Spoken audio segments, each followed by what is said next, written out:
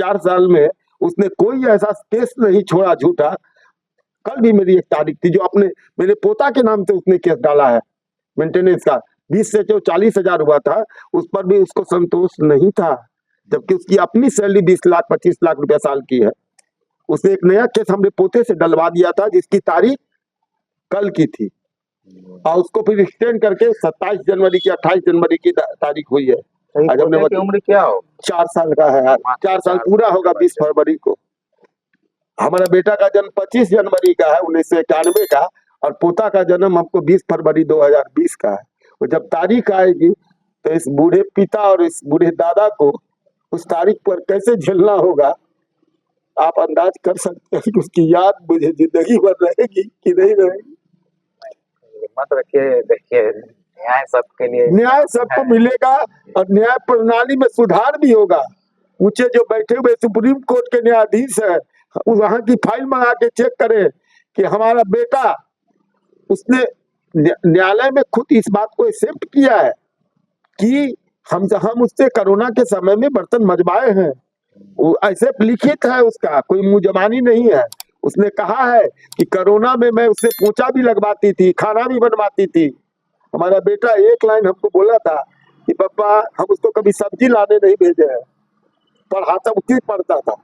उसका बर्तन मान ले कि भाई साहब बातें दूर कर दीजिए, उसको गांव का जो लड़का था वही गिलास में पानी पकड़ा देता कि अतुल तुम पानी पियो।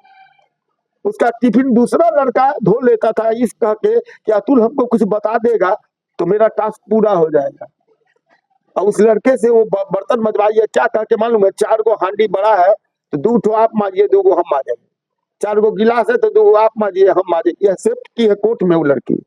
आप यदि हृदय रखते हैं तो आप बताइएगा कि जो वो भी एक टॉर्चर पना हुआ कि नहीं हुआ। 17 किलोमीटर उसको पहुंचाता था ऑफिस में, 17 किलोमीटर लाता था, फिर अपने यहाँ जाता था। और लड़की 4-4 दिन नहीं आती थी, लेट जाती थी। कंपनी वाला हटाने के लिए कितनी बार ट्रेनिंग दिया था उसको।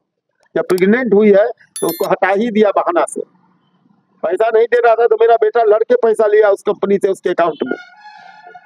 आपने पढ़ा करके फिर एक बढ़िया कंपनी इंसेंचर की, कौन सी कंपनी है, हाँ उसमें उसने उसका इंटरव्यू आता था, मेरा बेटा उसको लिखता था लैपटॉप पर, आता वो पढ़ के बोलती थी तो वो निकली और उसमें गई।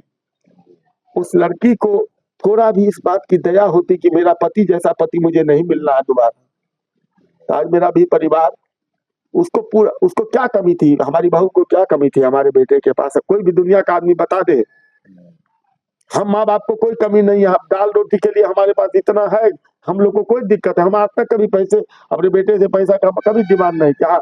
हमारे पास लोन रहता है, बैंक से 10 लाख रुपया हम लोन लिए हुए दुकान के लिए। उसमें हमारा जब लोन जाते होता था तो वो बेटा डाल देता था कि पापा अपना कर्जा को देके घबरावे नहीं।